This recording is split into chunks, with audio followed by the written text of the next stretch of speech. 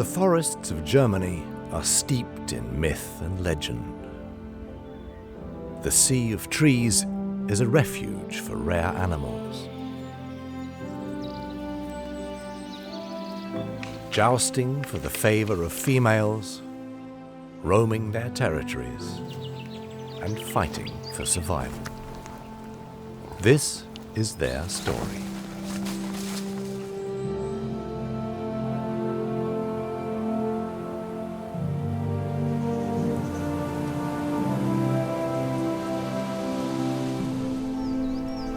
Around 1/3 of Germany is covered in forest, making it one of the most heavily wooded countries in the European Union.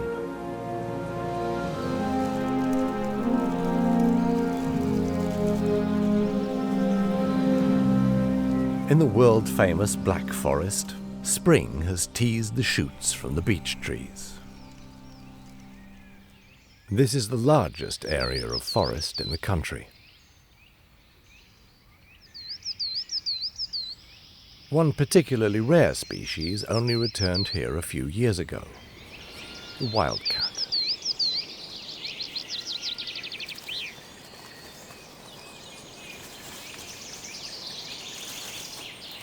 It had been more than 90 years since the last sighting of a wildcat in the Black Forest. Now, in the north of the region, they've bred and are bringing up offspring once more.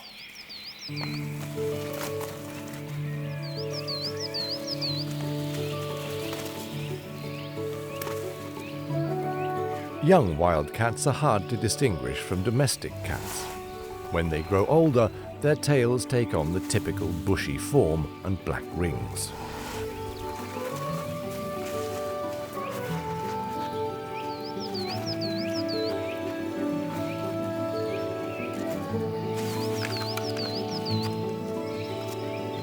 As with all cats, climbing up is no problem with curved claws, but getting down is more of a challenge.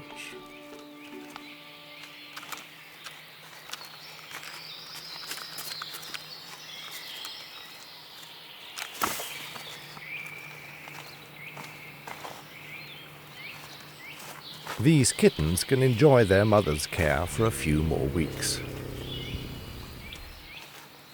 Not long now, and they'll have to look for their own territory.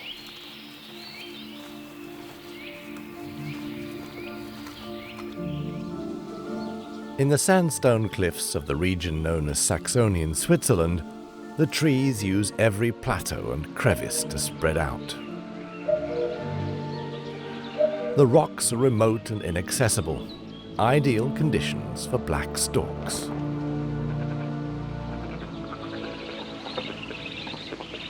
These two have been returning to this spot for years to breed and bring up their young.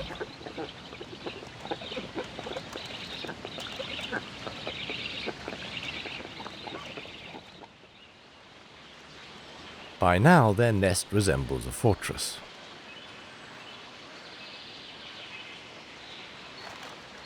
One or other parent stands guard over the nest for more than a month before the young are left alone for the first time.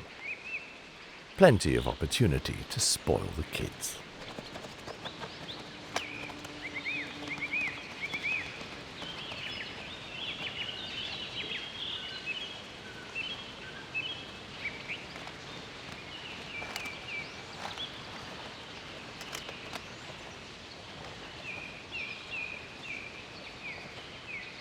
In contrast to their white cousins, black storks only rarely clatter.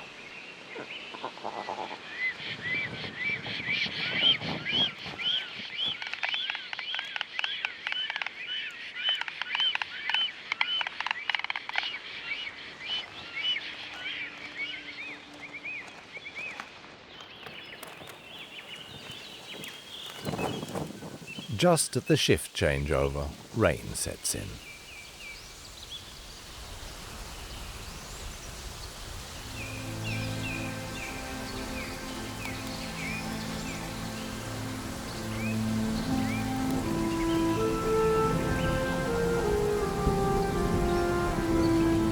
The water could be dangerous for the young storks, which have not yet grown their water-repellent plumage and could catch cold.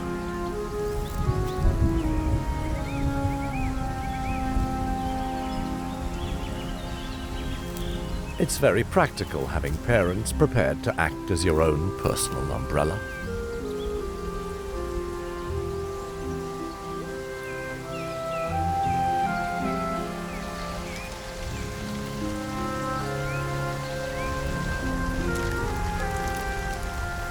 What's bad for baby birds is good for the plants.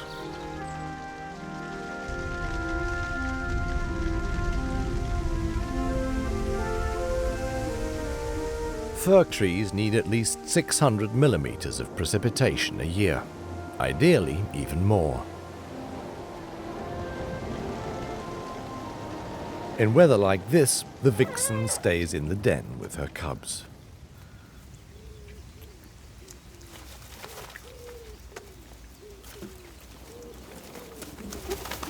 The little ones are just 3 weeks old and still haven't seen the outside world. Their mother provides for all their needs.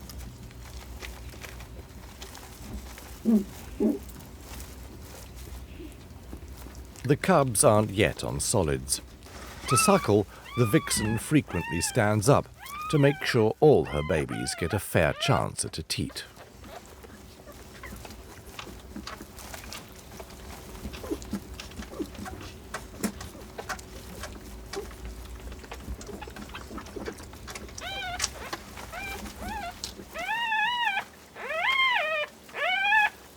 With a family this hungry, the vixen has to go hunting fairly often to keep her own strength up.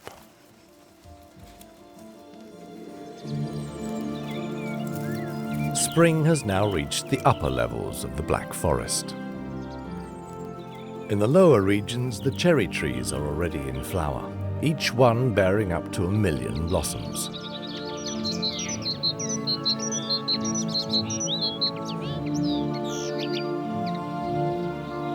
Only when the blossoms have successfully been pollinated by bees will the cherries grow that end up in the famous local speciality, Black Forest Gatto. In the orchard, danger lurks. The vixen has got uncomfortably close to a roe deer fawn, separated from the others. Its mother is alarmed. The vixen decides it's more sensible to move on, and the fawn has had its first taste of life's dangers.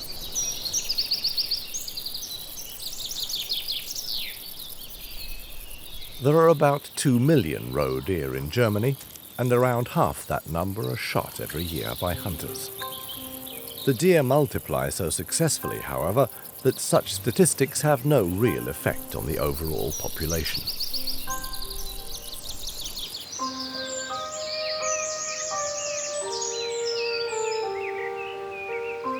While the vixen is off hunting, the cubs have plenty of time to play. Every day there's something new to discover. Finding a mouse, for example, arouses the hunting instinct.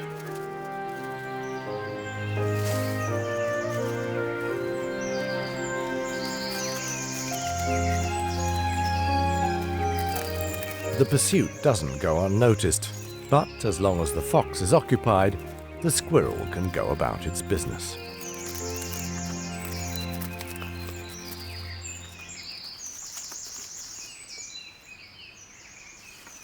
Time to go. A horde of ruffians like this isn't the nicest company.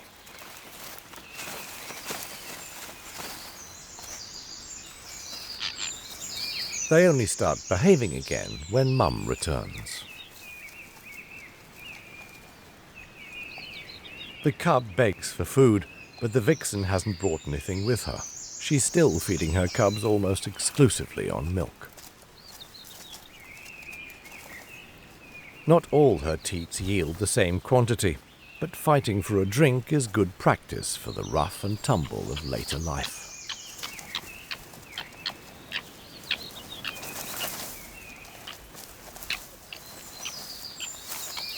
The young are still completely dependent on their mother.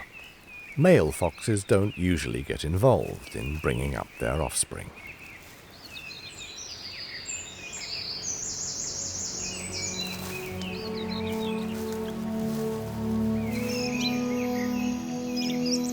Germany has a total of 11 million hectares of forest.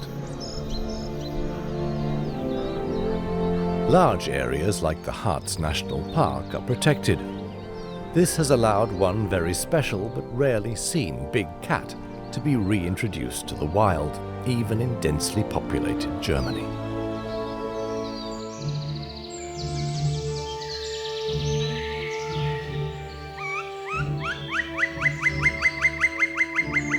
Sounds like the call of a black woodpecker can be heard by a lynx over a kilometre away. This makes it fairly easy for the cats to avoid contact with humans. Prey, on the other hand, has an almost magnetic effect. A courting quail, for example.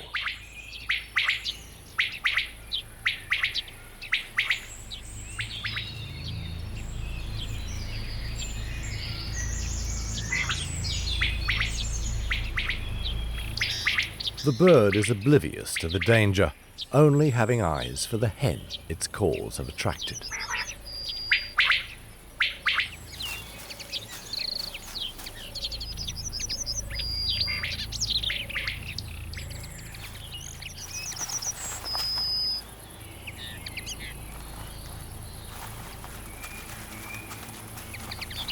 Both are preoccupied with their mating ritual. Pairs of quails often mate more than 10 times a day. A great opportunity for the lynx.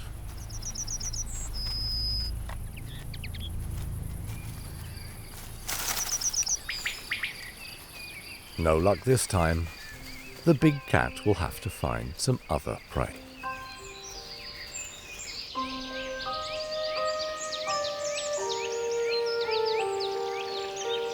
The Harz National Park was created across the former inner German border after the reunification of Germany in 1989.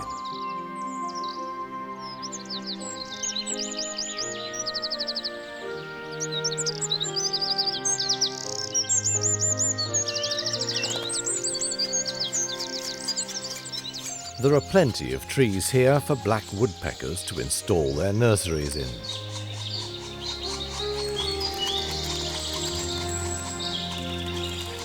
The chicks are already half grown. Soon the parents won't be able to satisfy their offspring's hunger by themselves, but until then, the adolescents will have it nice and easy.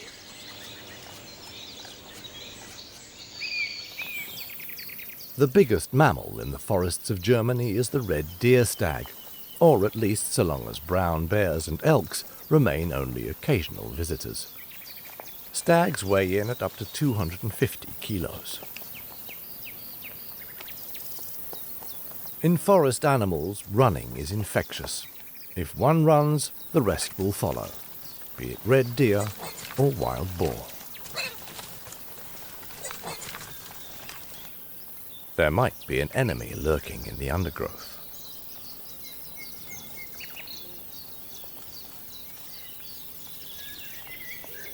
After a while, the boars have calmed down again.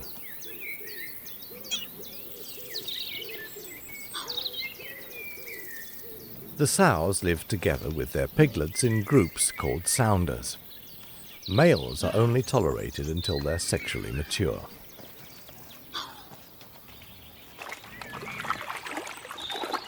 In the summer heat, cooling mud baths are a way of getting rid of irksome parasites.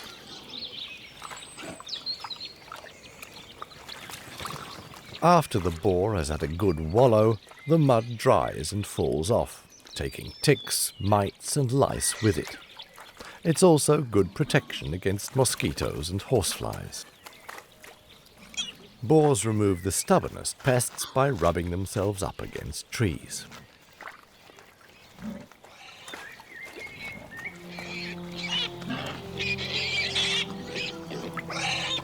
There are now over 1 million wild boar in Germany.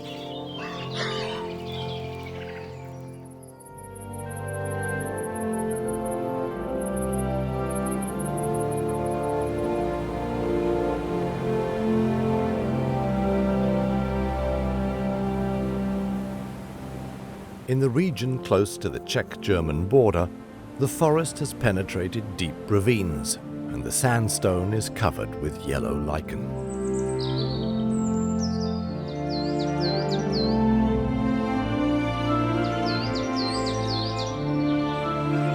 In a cliff niche, coal tits are bringing up their chicks. The adult wants to feed them some caterpillars, but something seems to be bothering it.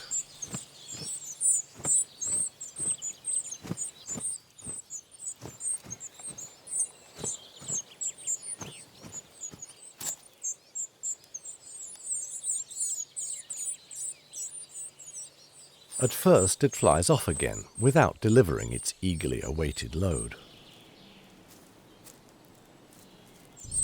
The reason? A pygmy owl nesting in the immediate vicinity. The tits would be a welcome feast for the raptor, if only its front door weren't so small.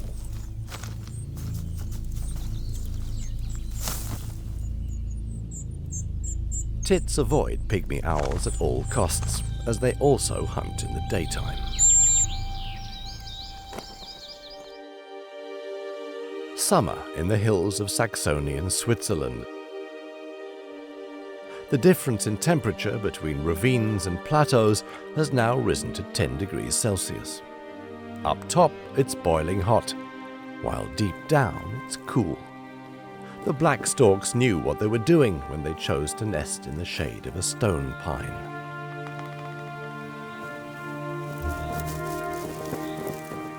The fledglings are now 2 months old and almost ready to leave the nest. They're already trying their wings out. In 4 weeks' time, they have to be prepared to take on the long flight south with their parents. They need to weigh 3 kilos by then, as the journey requires a great deal of energy.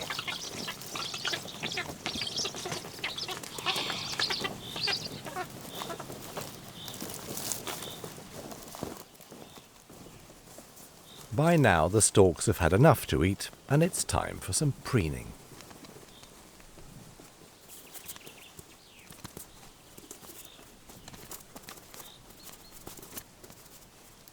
The birds are most particular about tidiness and personal appearance.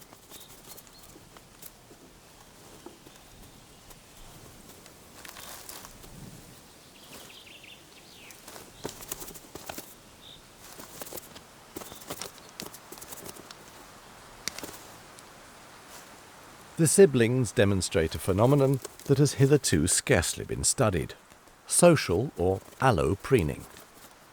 Birds only allow good friends or partners to pluck feathers.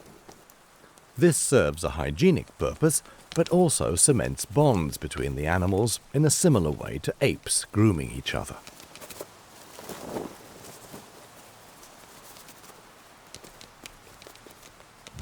The feather is proving obstinate, but the stork cannot help itself. Instinct forces it to continue.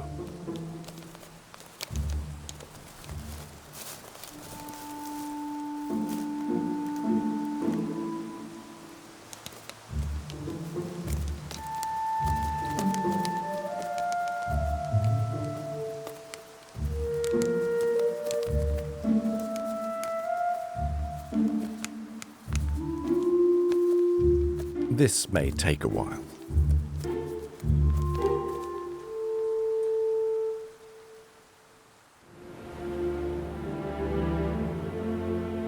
The German forest, an expression first used by the Romantics at the beginning of the 19th century to describe a place full of symbolism.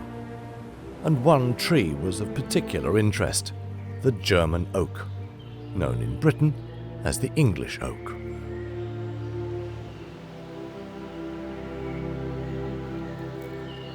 The 9-centimetre-long stag beetle, too, has a special relationship with this tree, taking, as it does, most of its nutrition from the sap.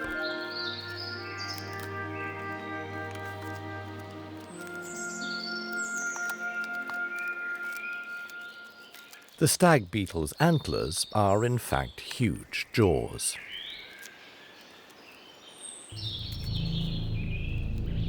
At a part of the tree where sap is secreted through the bark, the beetle has discovered a female, of rather nondescript appearance compared to the magnificent male.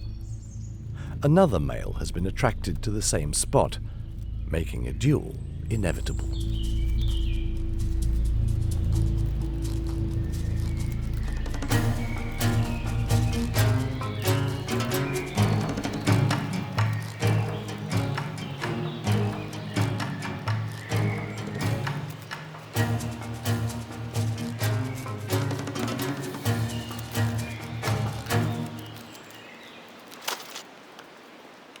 The titanic struggle is over.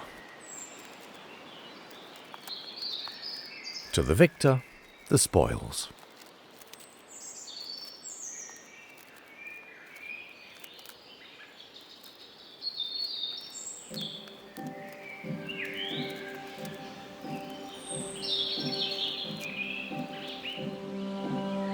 On the French border lies the Palatinate forest.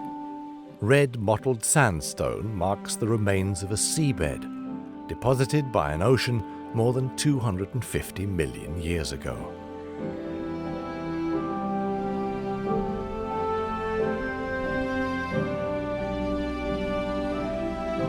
After the last ice age, a typically European forest formed over thousands of years from tundra.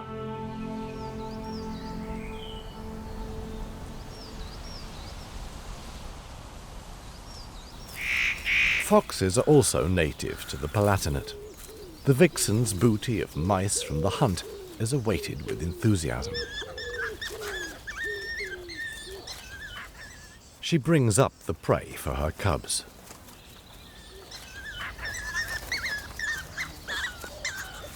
Sharing is not a characteristic valued by foxes. In contrast to wolves, they eat their prey alone and fight over every scrap. They're loners, not pack animals.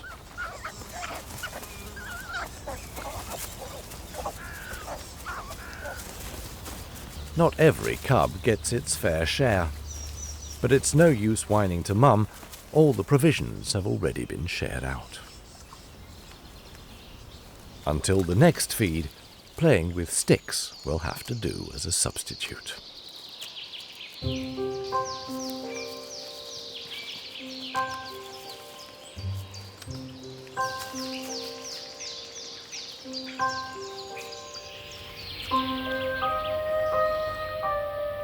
Further south in the Bavarian forest, the silver firs are beginning to blossom.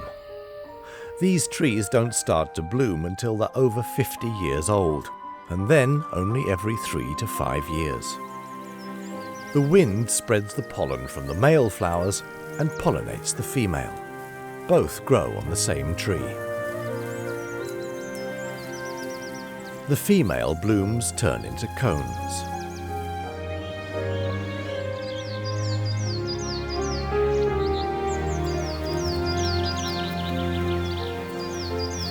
The summer, meanwhile, is providing plenty of activity on the ground.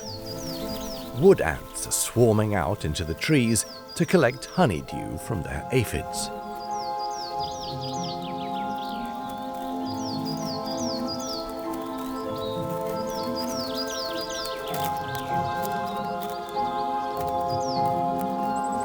The ants use their feelers to animate the aphids to secrete their excrement.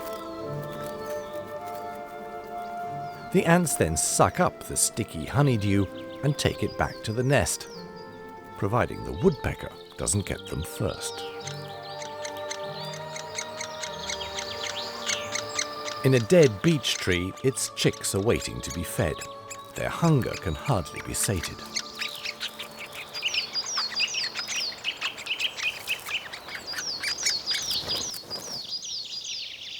It's a good job the anthill is so close by. As long as it's in the shade, the ants are sluggish and easy prey for the woodpecker.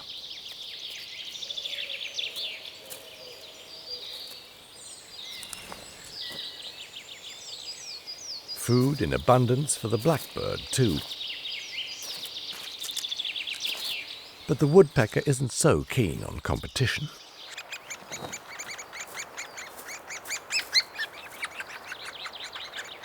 The warmth of the sun arouses the ants from their torpor, and they rush to defend themselves. Intruders are sprayed with searing formic acid. Intolerable for the woodpecker, but a joy for the jay. It doesn't even bother to turn up until the ants get really aggressive.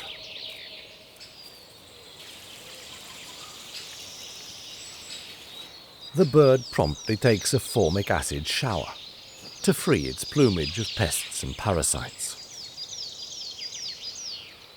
At some point, though, even the jay has had enough.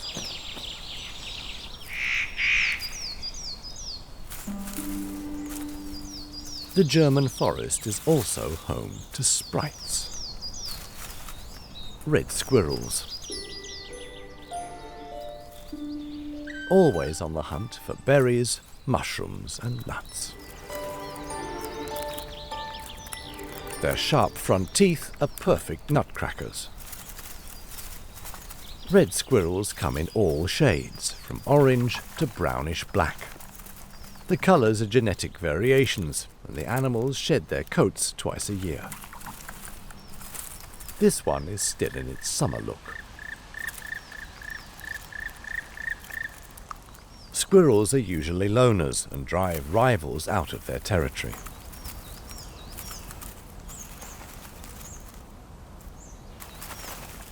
It might be a better idea to steer clear of trouble. There's plenty more food up in the treetops.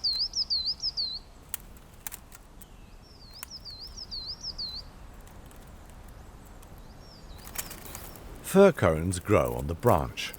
They're seldom found on the ground, as they usually fall apart in situ.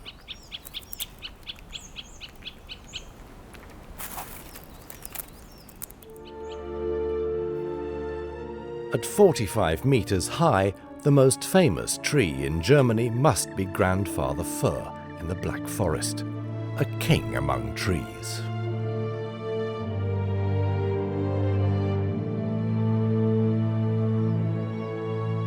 Banks of mist in the early morning are evidence of the approach of autumn.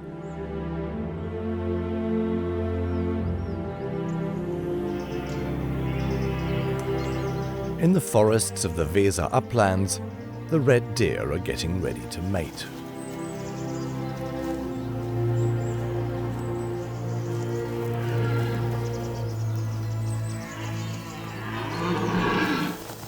The hinds now scarcely have time to graze.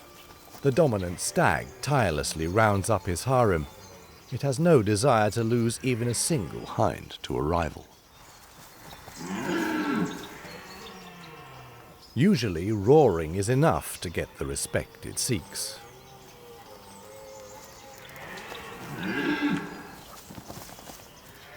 The stag keeps checking to see if the hinds are ready to mate, but the time isn't right yet.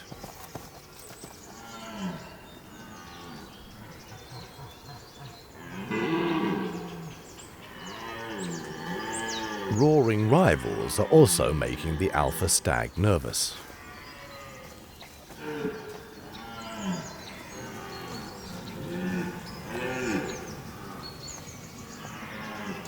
Then a worthy challenger appears.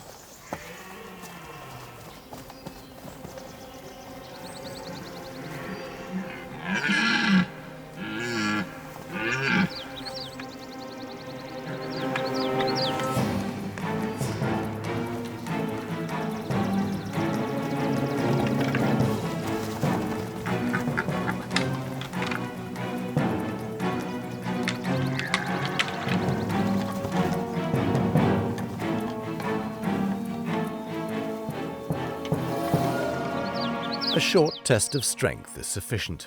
The alpha stag can keep its harem. For the moment.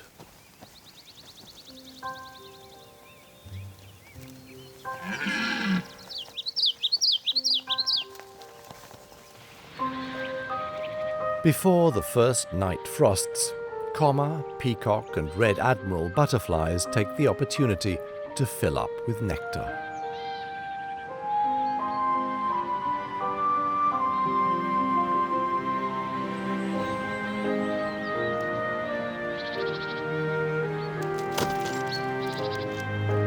The signs of autumn are everywhere, fungi in all shapes and colours. This is the time when they expand their fruiting bodies in order to multiply.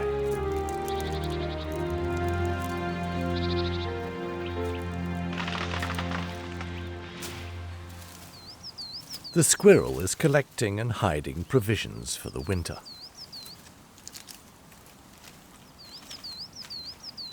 Its pointed snout serves as a drill bit to make the holes it hides the nuts in. They certainly won't be discovered by other animals, and maybe not even by the squirrel itself.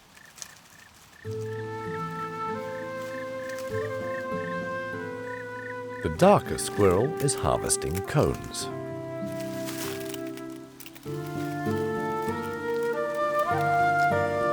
Fir cones seldom reach the ground by natural means. But if there's a squirrel involved, everything's liable to get turned on its head. The only thing it has to worry about now is the nimble claws of its lighter-coloured colleague. Fortunately, not all squirrels are fans of the resinous fruit. It takes a bit of practice to get at the seeds. First, the scales have to be removed. Another forest dweller is also hungry. For sparrowhawks, squirrels represent a tasty meal.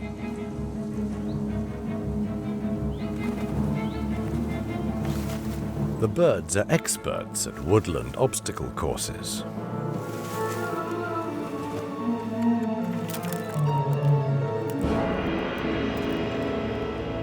This time, however, all its agility is in vain. The days are getting shorter, and the deciduous trees are transporting all valuable materials from their leaves into their trunks, including the chlorophyll that makes them green. What remains is the carotene that gives the autumn leaves their familiar color.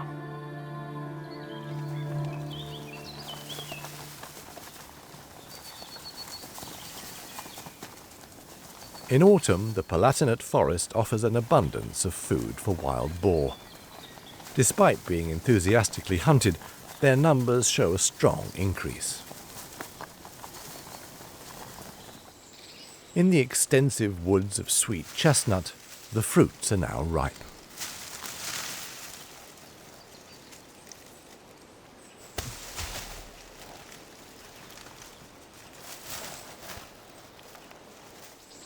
The local specialities are a big draw for the forest dwellers. From the Middle Ages right through to the 19th century, sweet chestnuts were the main source of food for the rural poor in the mountainous regions of southern Europe.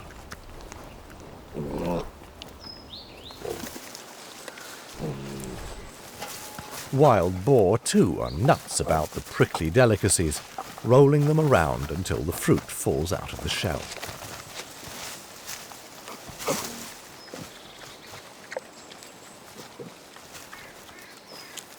The sweet chestnuts make it easy for the boar to cover their daily requirements of up to 4 kilos of food a day.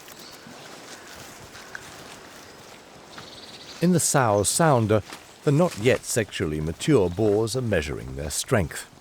At only 9 months, they already weigh an impressive 50 kilos.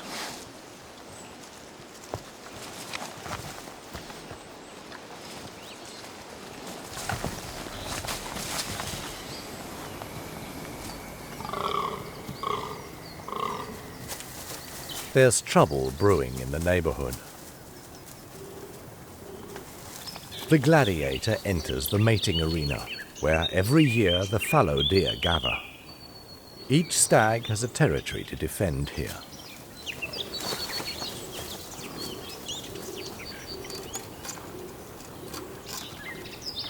Sharpening their weapons is designed to impress the females. The hinds crowd around the stag they think is the strongest.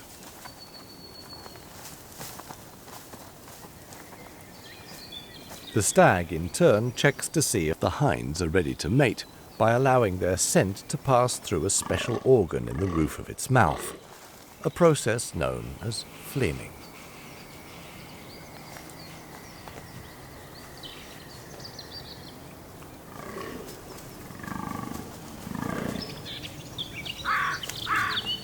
The female's chewing motions signify that it is not yet ready.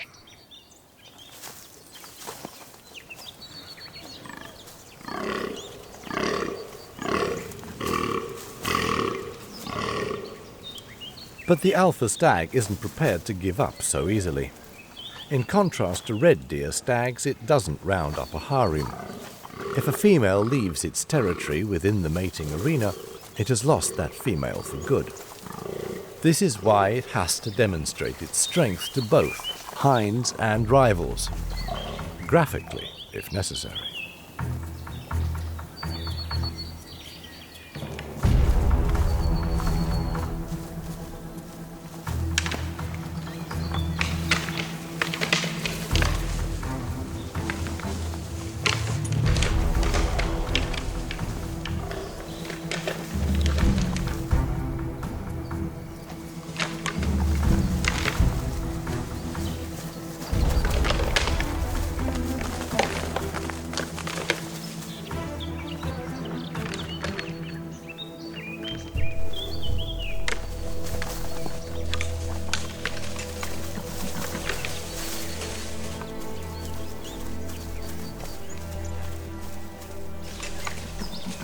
The first thing the victor needs is a cooling bath.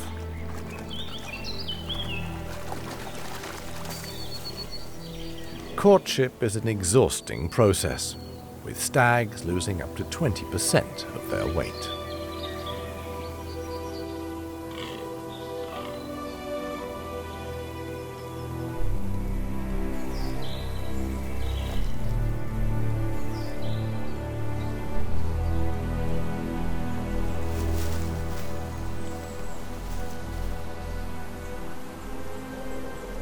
November brings the first frost, and the first snowflakes fall before Christmas.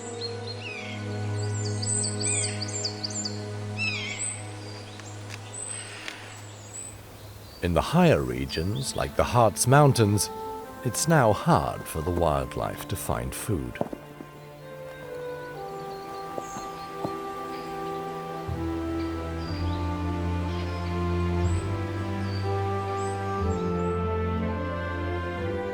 There's a lot of snow this year. Food will be scarce everywhere. In buzzard circles, prey is automatically a source of envy.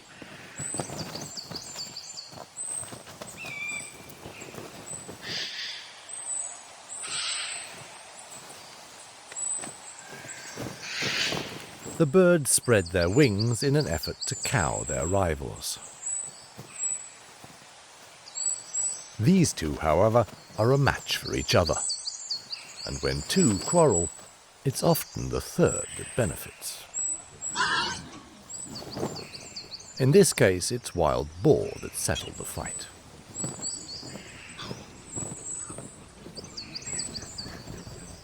The omnivores possess one enormous advantage: their sensitive snouts, which can smell out food under 30 centimeters of snow.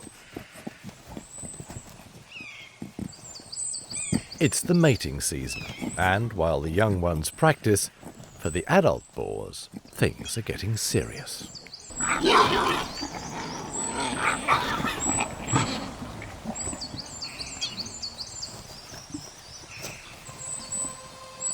For the winner, a romantic rendezvous awaits, and he prepares himself accordingly, putting on his best scent. The object of his affections seems anything but disinclined.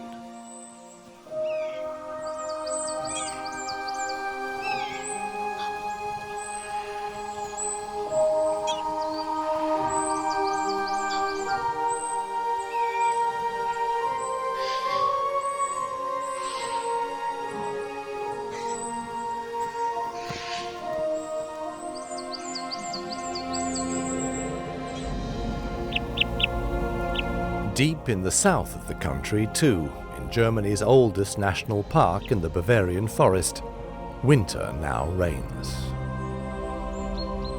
In the snow, the roe deer's camouflage colours are useless, and the animals have attracted the attention of a predator. A lynx. The red deer are aware of the danger, but the roes seem oblivious.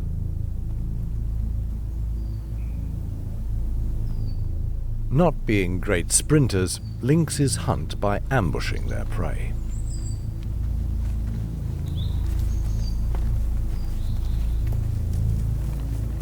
A tree offers ideal cover. For the red deer, the situation is getting too risky, and they withdraw to safety, which in turn sets off the roes.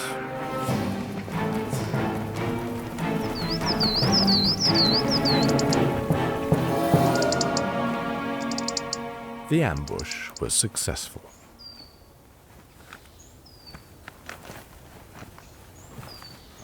For 150 years, lynxes were extinct in the Bavarian forest.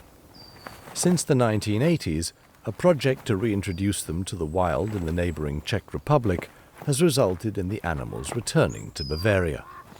The national park is now home to 15 lynx.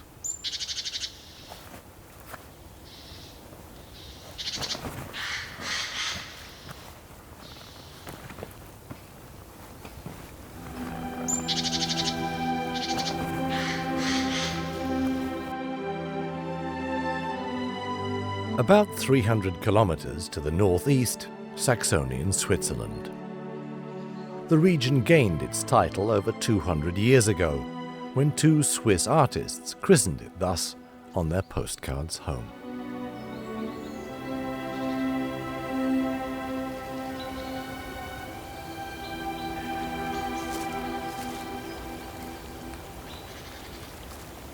An anthill is a reliable source of food even in winter.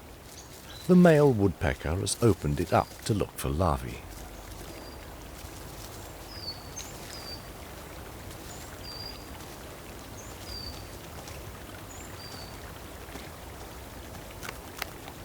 The female, meanwhile, is seeking insects on a spruce tree. The tree is dead, thanks to the bark beetles, nutritious nuggets of protein, now spending the winter with their larvae under the bark.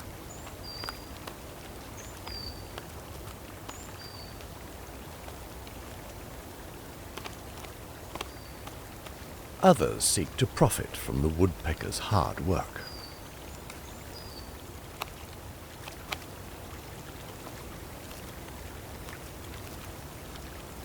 A tree creeper is hoping there may be something in it for him.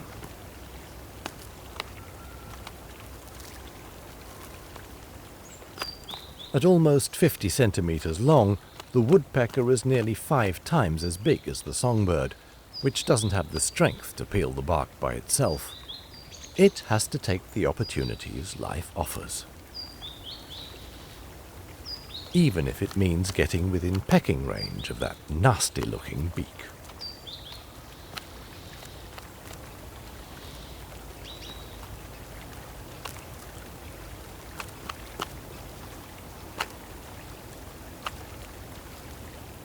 The woodpecker, however, obviously doesn't see the tree creeper as competition and tolerates the smaller bird.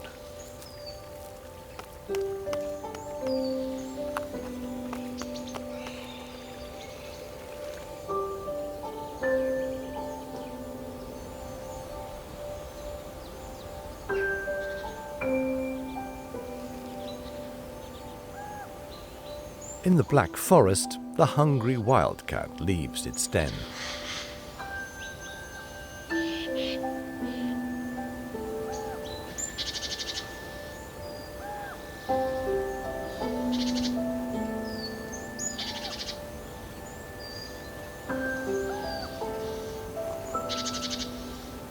Mice are hard to find under the blanket of snow, so the cat has to look for alternative prey.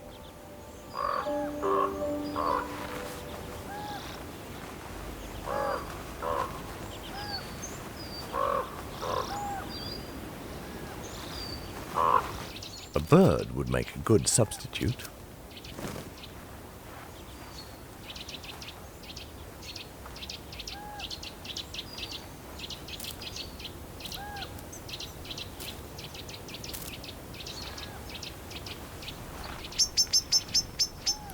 But the bullfinch is tipped off by a blackbird's warning cry.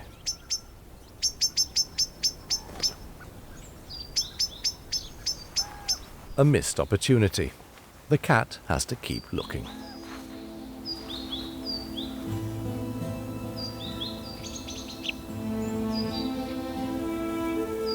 In February, the days are getting longer and the sun is slowly gaining in strength. The snow begins to thaw.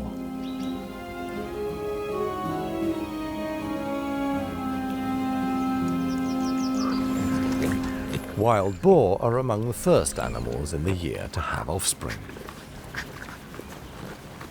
Their piglets are playful and insatiable.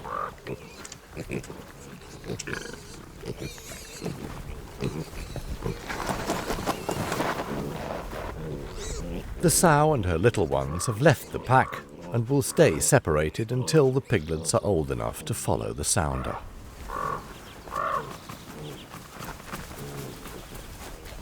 The mortality rate among piglets is high, with only 1 in 10 reaching the age of 4. In particular, the cold and wet are hard to survive.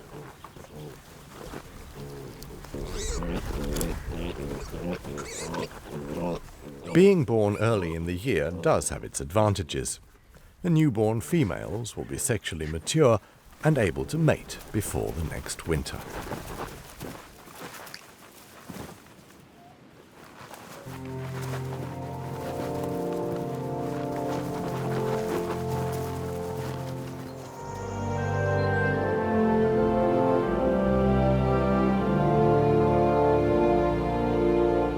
In the Harz Mountains, the last snow dissipates in the form of mist, turning into steam without melting first.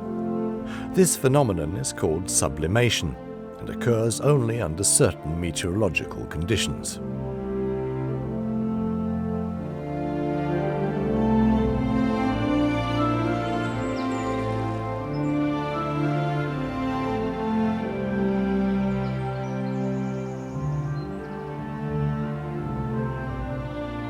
The midday sun finally puts an end to the spectacle and dissolves the mist.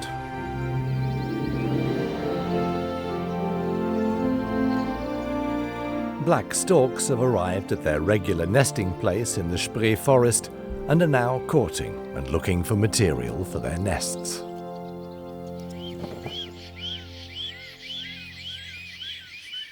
While for white storks clattering is part of the mating ritual, black storks tend to limit themselves to high-pitched whistles.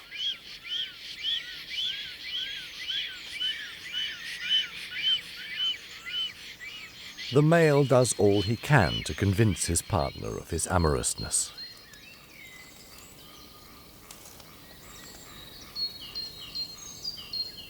In the end, she cannot resist such an abundance of affection.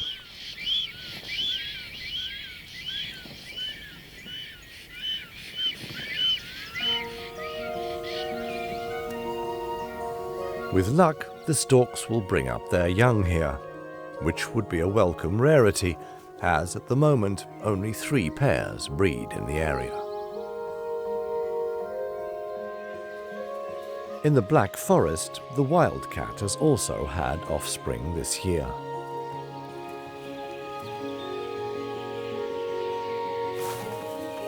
The return of the big cats to German forests is a success story, but one which, without reintroduction projects and strict protection, wouldn't have happened. Today, like many other animals, wildcats once again have a home in the forests of Germany.